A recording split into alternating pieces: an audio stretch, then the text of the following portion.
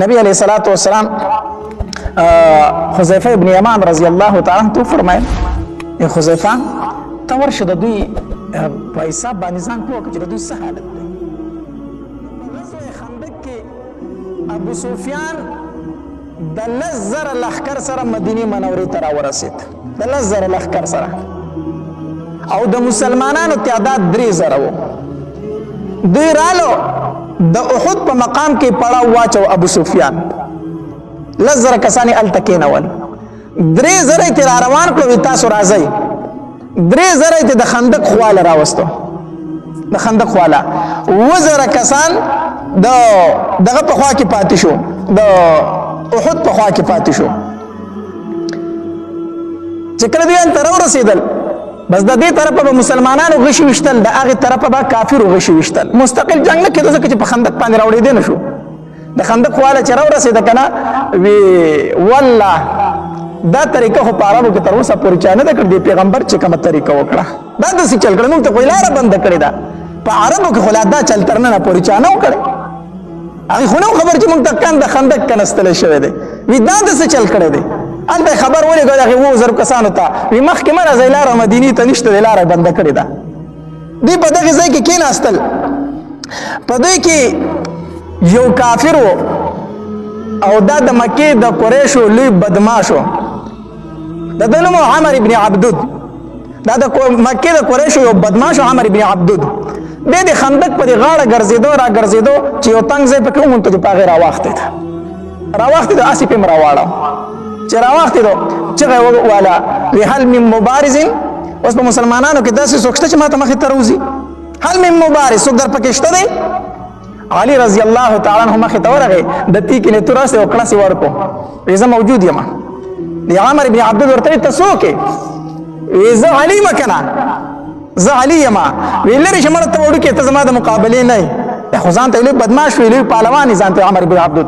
علي رضی الله تعالی ته وی لرې شه، ته ماشوم یې، ته وړوکې، ته زما د مقابلې نه یې، زما د مقابلې سړی ما ته روباسه، زه ستا سره جنګ نه کوم. علي رضی الله تعالی له پیغور ورکړو، وی ستا دپاره دا وړوکی کافي دی، اول ته ما سره وجنګېږه، نور پرېږدوه. چې دا پیغور یې ورکړه، عمر ابن عبدود د اس نه راټوف کړو.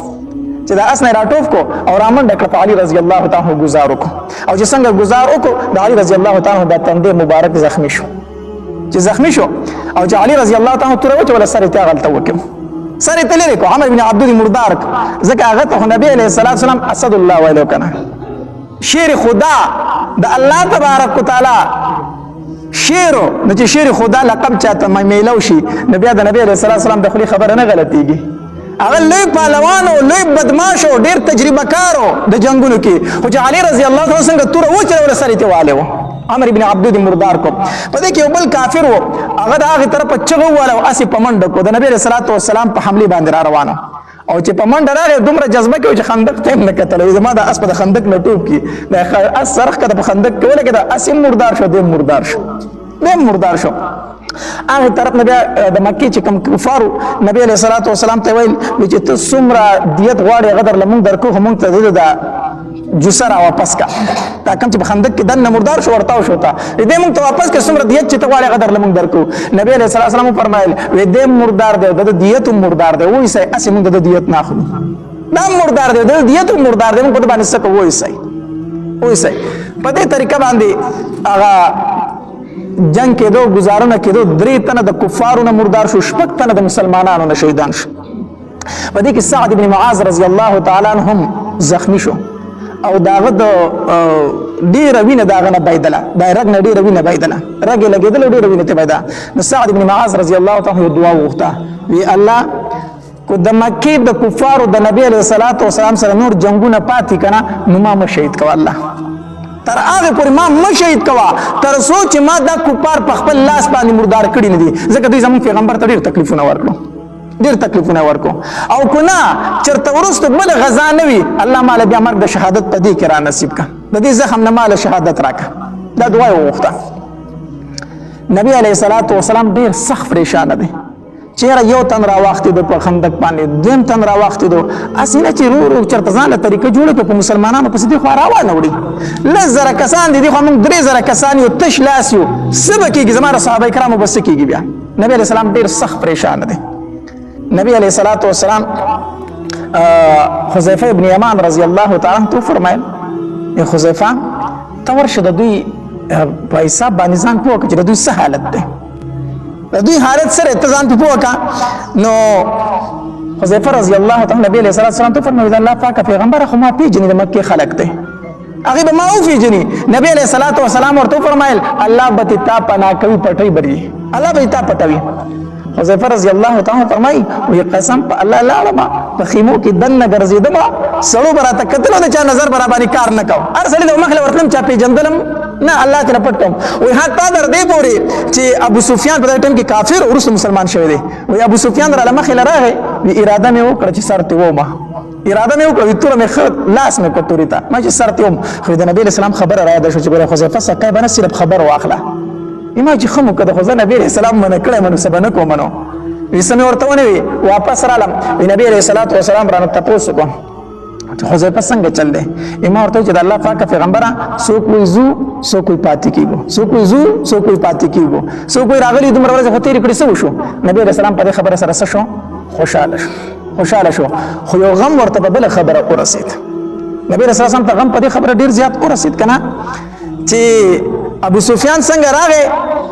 د غزه تر ورسېدو نو خو ابن اخطب ته وی تا خو چې زمونږ ملګری بنو قریظه چې کم په مدینه منوره کې پاتې کیږي غبم زمونږ مرګتیا کوي ورشه ملګری د وسرو باسه کنه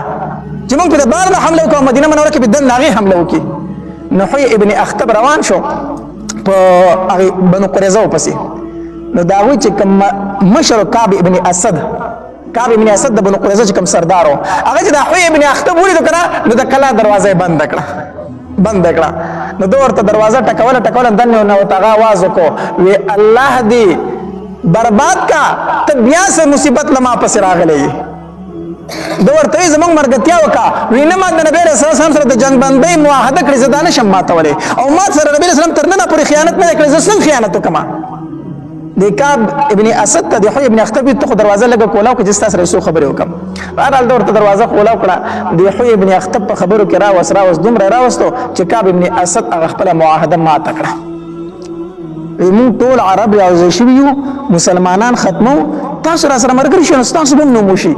کو تاسو سره مرګتیا نه کوئی مسلمانان راسي ختميږي نو تاسو بس پینه ډاګه پاتې شبیا نو کعب ابن اسد په دې خبرو کې راوستو نبی عليه الصلاه والسلام له خبر راغی بنو قریظه معاهده ماته کړه نبی رسول الله په دې ډېر سخت خفه شو چې بار ناغي حمله کوي په مدینه منوره کې سره دوی معاهده ما تکړه چې دا بس چل کېږي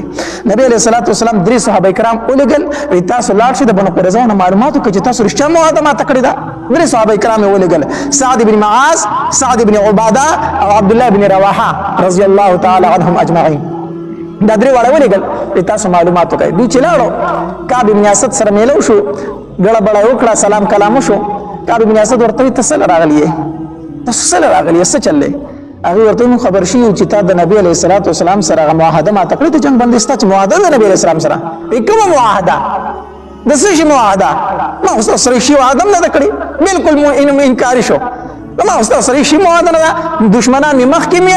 اوس می او زه خپل ملګری مستا سره زما څه شي وعده ده او صحابه کرام پوه شو چې د خريشتیا وعده ما تکړه ده نبی علیہ الصلوۃ والسلام ورته فرمایل چې تاسو راشه ښکار خبره ما ته نه کوي ځکه چې صحابه کرام په یاره نشي ما ته په اشاره کې خبره وکړي چې هغه رالو هغه داسې اشاره وکړه چې نبی علیہ الصلوۃ والسلام پوه شو چې او دوی معاهده ما ته کړې ده نبی علیہ السلام صحابه کرام کېنولو وستا سره زه مشوره کوم زما رائے دادا نبی علیہ السلام فرمایل چې د دوی سره یو قبیله د بنو عطفان عبد ماشان چې کوم دي بنو عطفان دا دوی ځان سره په کجورو مرګري کړي دي او راوستي دي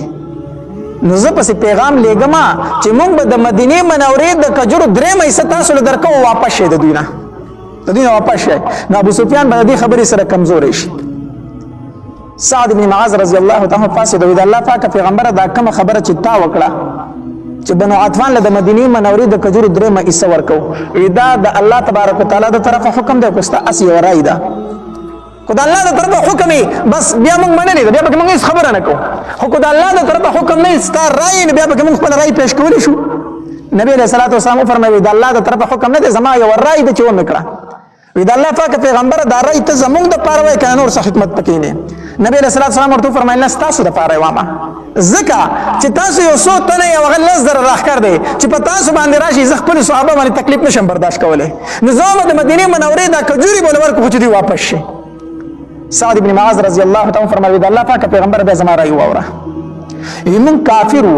مشرکانو زمون سرونه په بوتانو ته ټیټیدل دې کفارو ترنه پورې زمون نه یو کجوره نه وړي یو کجوره چې زه کافر ومه بنو حتمان زمون کجوره سکلې هم نه ده نن زه مسلمان شوم زه خپل کجوره عالم بنو حتمان لبه ورکوم الله پاک پیغمبر داسې نشي کېدی یا به شهادت دلته کو او یا به غازیان جوړیږو بس سعد بن معاذ دا وایي چې الله پاک پیغمبر یا به زمون په دې کې شهادت او یا به غازیان یو خود دې کفار لمن د مدینه منورې کجوري نو ورکو نه به ساتي دا خبره ور د ډیر زیات خوشاله شو دا غي جذبه ته چوکتل ما خو تاسو د وجنه دا فیصله کړې و دا څنګه واقعګانو ورېدلو د فار زموږ یوټیوب چینل واجد اسلامیک سټوډیو سبسکرایب کې په دې بتاوس ته ان شاء الله الغزیز خسته واقعګانی او بیانات ملاويږي او د غنټې د نشانه سره کلیک تاسو ته د نوې ویډیوګانو مخه ترازی والسلام ډېر مننه